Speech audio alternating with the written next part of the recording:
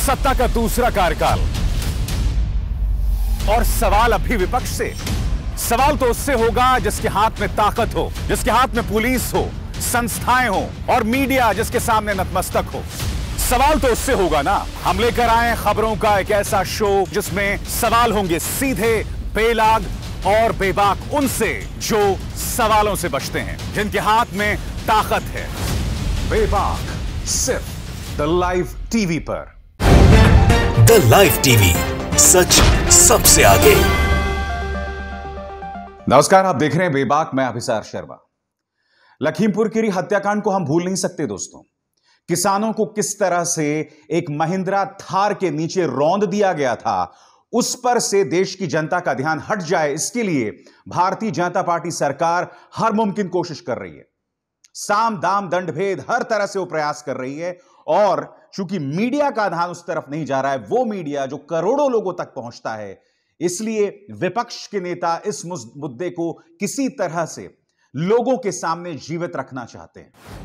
मैं आपको बता दूं कि आज कांग्रेस का एक लंबा चौड़ा प्रतिनिधिमंडल राष्ट्रपति रामनाथ कोविंद से उन्होंने मुलाकात की और उन्होंने कहा कि जब तक अजय मिश्रा, जो कि गृह राज्य मंत्री हैं, वो मंत्री बने रहेंगे, तब तक इंसाफ की उम्मीद नहीं की जा सकती। इस बीच अखिलेश यादव, समाजवादी पार्टी के सुप्रीमो, वो हमीरपुर में थे और वहां पर भी उन्होंने पत्रकारों से बात की और यहां पर भी जो मुद्दा था वो किसानों का था। मगर शुरुआत में करना चाहूंगा कि किस तरह से राहुल गांधी और प्रियंका गांधी ने एक साथ एक मंच पर इस सरकार पर हमला बोला है। राहुल गांधी का साफ तौर पर कहना था कि जब तक अजय मिश्रा अपने पद पर बने रहेंगे, तब तक इंसाफ की उम्मीद नहीं की जा सकती। क्या कह रहे हैं राहुल गांधी, खुद सुनिए। जिस व्यक्ति ने यह हत्या की है उसको सजा मिले। और उन्होंने यह भी कहा कि जिस व्यक्ति ने हत्या की है उस व्यक्ति के पिता हिंदुस्तान के होम मिनिस्टर हैं। हिंदुस्तान के होम मिनिस्टर हैं। और इसीलिए जब तक वह व्यक्ति मिनिस्टर है, तब तक सही जांच और न्याय नहीं मिल सकता है। यह बात हमने हिंदुस्तान के राष्ट्रपति जी को बताई और हमने उनसे कहा कि देखिए, ये सिर्फ इन परिवारों की आवाज नहीं है, ये हिंदुस्तान के हर किसान की आवाज है। उस आवाज को कुचला जा रहा है, दबाया जा रहा है। और इस व्यक्ति ने हत्या से पहले देश के सामने कहा है कि अगर सुधरोगे नहीं तो मैं सुधार दूंगा। मतलब किसानों को धमकी दी और फिर उस धमकी पर एक्शन लिया और किसानों को मारा। इसी मंच पर उनकी बहन और कांग्रेस नेता प्रियंका गांधी वाड्रा भी मौजूद थी। उन्होंने कहा कि इस देश में साफ तौर पर एक सोच दिखाई दे रही है कि अगर आप भारतीय जनता पार्टी से जुड़े हैं, तब आपके लिए इंसाफ के रास्ते, न्याय के रास्ते आसान हो जाते हैं। मगर अगर आप उनके खिलाफ हैं या आम इंसान हैं, तो आपके लिए बेतहाशा मुश्किलें पैदा कर दी जाती हैं। क्या कह रही हैं प्रियंका गांधी वाड्रा, खुद सुनिए। मैं मानती हूं कि यह सिर्फ उन शहीद किसानों और शहीद पत्रकार के परिजनों की मांग नहीं है, ये उत्तर प्रदेश की सारी जनता की मांग है। और ये देश के एक एक जो राइट थिंकिंग इंसान हैं, उनकी भी मांग है। इस देश में न्याय की उम्मीद कभी बुझनी नहीं चाहिए। और आज जो हम देख रहे हैं, उससे सरकार ये संदेश दे रही है पूरे देश को कि आपको न्याय नहीं मिलेगा। अगर आप गरीब हैं, आप दलित हैं, आप किसान हैं, महिला हैं, आपके लिए न्याय नहीं है, कानून नहीं है। और अगर आप सत्ताधारी हैं, भाजपा के मंत्री हैं, तब कानून आप पर लागू नहीं होगा। तो जो शहीद परिवार हैं, जो शहीदों के परिवार हैं, उनकी ओर से, क्योंकि वो यहाँ नहीं आ सकते राष्ट्रपति जी के से मिलने के लिए उनकी ओर से हमने उन्हीं की मांग उठाई है और हमें आशा है कि राष्ट्रपति जी इसके बारे में कार्रवाई जल्दी ही करेंगे। दोस्तों, दिलचस्प बात यह है कि कई बड़े न्यूज चैनल्स का ध्यान इस बात की तरफ नहीं गया कि एफआईआर में न सिर्फ मोनू मिश्रा यानी आशीष मिश्रा, अजय मिश्रा का बेटा, उसका नाम तो साफ तौर पर है। आपके स्क्रीन पर दोस्तों एफआईआर का वो हिस्सा जिसमें यह कहा गया है कि किसानों को मारने की साजिश में न सिर्फ मोनू मिश्रा या आशीष मिश्रा थे, बल्कि उनके पिता अजय मिश्रा का भी हाथ था। यानी कि साजिशकर्ता में न सिर्फ मोनू और आशीष मिश्रा जिसे गिरफ्तार कर लिया गया है, बल्कि अजय मिश्रा भी है। तो बड़ा प्रश्न यहां पर पैदा होता है कि आखिर अजय मिश्रा को बर्खास्तगी तो बहुत दूर की बात है, उन्हें तो मुझे ऐसा लगता है उन पर कानूनी कार्रवाई होनी चाहिए। और क्या कानूनी कार्रवाई का यह अर्थ निकाला जाए कि उन्हें गिरफ्तार किया जाना चाहिए? अब यह बात मैं आप पर छोड़ता हूं दोस्तों। अगर खुद उत्तर प्रदेश की पुलिस यह कह रही है कि साजिश में अजय मिश्रा, जो कि गृह राज्य मंत्री हैं, उनका नाम वो बता रहे हैं, और यह सिर्फ कोई शिकायत का हिस्सा नहीं है, पुलिस ने अपनी एफआईआर में लिखा है, तो जब पुलिस यह कह रही है कि अजय मिश्रा साजिश में शामिल थे, तो देखिए बर्खास्तगी तो बहुत छोटी सी बात है। उन्हें तो गिरफ्तार किया जाना चाहिए, कानूनी कार्रवाई की जानी चाहिए। ऐसा क्यों नहीं हो रहा है?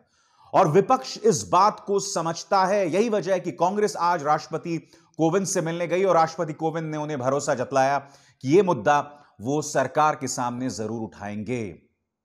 मगर अब भी यह एफआईआर और इस एफआईआर का यह अंश मुंह बाहे देश के सामने खड़ा हुआ है और बार बार यह सवाल कर रहा है कि आखिर इस देश की मुख्यधारा की मीडिया, जो करोड़ों घरों तक पहुंचती है, हालांकि उसकी विश्वसनीयता कुछ नहीं है, इस मुद्दे को वो क्यों नजरअंदाज कर रहे हैं? दिलचस्प बात देखिए दोस्तों, एक एक करके आपके स्क्रीन पर आ रहा है। इनके जो वेब पोर्टल्स हैं, यानी कि जो इनके डिजिटल प्लेटफॉर्म्स हैं, उसमें इस बात का जिक्र है कि साजिशकर्ताओं में अजय मिश्रा का नाम। मगर मैं आपसे यह पूछना चाहता हूं, क्या इसके बाद स्वाभाविक सवाल यह नहीं होता कि अगर साजिशकर्ता में देश का केंद्रीय गृह राज्य मंत्री है, तो फिर उस पर कानूनी कार्रवाई क्यों नहीं? मैं आपको यह बतलाना चाहूंगा कि समाजवादी पार्टी सुप्रीमो अखिलेश यादव ने भी हमीरपुर में आज जो है अपनी विजय यात्रा का दूसरा दिन निकाला। आप देखिए किस तरह का उन्हें जो है हुजूम उनके स्वागत में वहां उमड़ पड़ा है। इसी तरह का हुजूम कल कानपुर में देखा और यकीनन दोस्तों जिस तरह की प्रतिक्रिया अखिलेश यादव को मिल रही है उनकी विजय यात्रा के दौरान, ये तस्वीरें भारतीय जनता पार्टी के लिए चिंता का सबब है। आज अपनी रैली में एक बार फिर जब बाद में पत्रकारों से रूबरू हुए तो उन्होंने किसानों का मुद्दा उठाया। उन्होंने कहा कि किसान की हालत बदतर है और यह सरकार लाग लपेट करके तमाम चीजों के जरिए उन मुद्दों को छुपाना चाहती है। किस तरह से अखिलेश यादव ने उन पर हमला किया, आइए सुनते हैं। किसानों को क्या मिल रहा है? किसानों को बर्बाद कर करके न जाने किसके लिए दूध महंगा कर रहे हैं लोग। और बताइए, सरसों ये पैदा कर सकता बुंदेलखंड। समझ लीजिए, सरसों यहाँ पैदा हो सकती है, तिल पैदा हो सकती है। हम अपने पत्रकार साथियों को कह करके जा रहे हैं, ये जितनी भी 7 मंडियां बनी थी, विशेष मंडियां, चाहे हमें तिल का और चाहे सरसों के तेल का सरकारी प्लांट लगाना पड़े लगाएंगे, ब्रांड बनानी पड़े बनाएंगे, और विदेश से जो सरसों के तेल के लिए मिलावट आ रही है वो रोक करके अपनी गरीब जनता को और शहरों को, कस्बों को शुद्ध सरसों का तेल दिलाने का काम समाजवादी लोग करेंगे। आज पेट्रोल हमीरपुर में बढ़ गया, 100 तक आगे नहीं आया, 102 आ गया। इन भाजपाइयों को दिखाई नहीं दे रहा कि पेट्रोल 102 आ गया। ये भाजपाइयों को सब कुछ दिखाई दे रहा है, भाजपा को सब कुछ दिखाई दे रहा है, लेकिन पेट्रोल की बढ़ती कीमत नहीं दिखाई दे रही। मुझे तो ऐसा लगता है कभी कभी दोस्तों कि भारतीय जनता पार्टी ने किसानों के खिलाफ एक युद्ध छेड़ दिया है। चाहे सिंघू बॉर्डर हो, चाहे लखीमपुर खीरी हो, या फिर सिंघू बॉर्डर के दौरान किसानों को बदनाम करने की जो पूरी कवायद थी, जिसके लिए इन्होंने अपने पालतू मीडिया का इस्तेमाल किया, हर तरफ वही दिखाई देता है। आप कह सकते हैं कि साहब ये 2-3 घटनाएं नहीं। अब मैं एक और मिसाल आपको देता हूं मध्य प्रदेश से। खबर वहां के पत्रकार ब्रजेश राजपूत ने दी है, वीडियो में आपको बाद में दिखाऊंगा, मगर खबर क्या कह रही है दोस्तों वो आपकी स्क्रीन पर। खाद के बदले किसानों को मिली पुलिस की लाठियां, कैलारस गल्ला मंडी परिषद की घटना, खाद वितरण के दौरान हुआ हंगामा तो पुलिस ने लाठियां मारकर किसानों को काबू में किया। सरकार का दावा, खरीद की कमी नहीं है प्रदेश में। तो ये वीडियो देखिए दोस्तों, जिस वक्त आपके स्क्रीन पर चल रहा है। आप देखिए पुलिस किस तरह से मार रही है किसानों को। 26 सेकंड का ये वीडियो है जिस वक्त आपके स्क्रीन पर चल रहा है। सरकार का ये दावा है, शिवराज सिंह चौहान सरकार का दावा है, किसी तरह की कोई कमी नहीं है, मगर आप देख रहे हैं किसानों के ऊपर किस तरह से लाठियां भांजी जा रही हैं। तो चाहे उत्तर प्रदेश हो, चाहे मध्य प्रदेश हो, चाहे बिहार हो, चाहे दिल्ली एनसीआर का इलाका हो, सब जगह किसानों पर किसी ना किसी तरीके से अत्याचार करना, उन पर किसी तरह से दबिश डालना, किसी ना किसी तरीके से मीडिया के जरिए कुछ ऐसी तस्वीरें लाना, कुछ ऐसी खबरें पैदा करना ताकि जनता का ध्यान इन तमाम चीजों से हट जाए। मगर देखिए, हमारा आने वाला वक्त, हमारा वर्तमान हमें माफ नहीं करेगा अगर हम अपने देश के किसान, हमारे देश के अन्नदाता के साथ इस पैमाने पर नाइंसाफी करेंगे। आज की तारीख में मैं जानता हूं कि कांग्रेस सियासत कर रही है। मैं जानता हूं वोटों के लिए वो रामनाथ कोविंद से मुलाकात कर रही है, क्योंकि उसे भी अपनी जमीन तैयार करनी है। मगर अगर मीडिया अपना काम कर रहा होता तो क्या आपको लगता है कि विपक्ष को यह सब करने की जरूरत थी? और मैं कह रहा हूं कि अगर मीडिया भी अपना काम कर रहा होता, यह काम है भाई विपक्ष का। अगर लखीमपुर खीरी में आप 8 लोगों को मौत के घाट उतार देते हैं और अगर प्रियंका गांधी वाड्रा, अखिलेश यादव, जयंत चौधरी, ये तमाम लोग उनसे मिलना चाहते हैं, तो उसे आप ये नहीं कह सकते कि ये लोग सियासत कर रहे हैं। नहीं साहब, यही काम भारतीय जनता पार्टी ने किया था जब वो विपक्ष में थे। आप भूल गए 26/11 का हमला चल रहा था और प्रधानमंत्री नरेंद्र मोदी उस वक्त चीफ मिनिस्टर थे गुजरात के। वो पत्रकारों को आके बयान देने लगे, पत्रकारों के सामने प्रेस कॉन्फ्रेंस करने लगे, यानी कि ताज होटल में गोलीबारी चल रही है, आतंकवादी हमारे जवानों को शहीद कर रहे हैं और उस वक्त के चीफ मिनिस्टर वहां पर आकर बयानबाजी कर रहे थे। क्या आप इन तमाम चीजों से मुंह मोड़ सकते हैं? क्या तब हमने कहा था कि चीफ मिनिस्टर नरेंद्र मोदी सियासत कर रहे हैं या राजनीति खेल रहे हैं? जबकि उस वक्त आतंकवादी हमला खत्म भी नहीं हुआ था, तब भी आकर भारतीय जनता पार्टी ये तमाम हरकतें करती थी।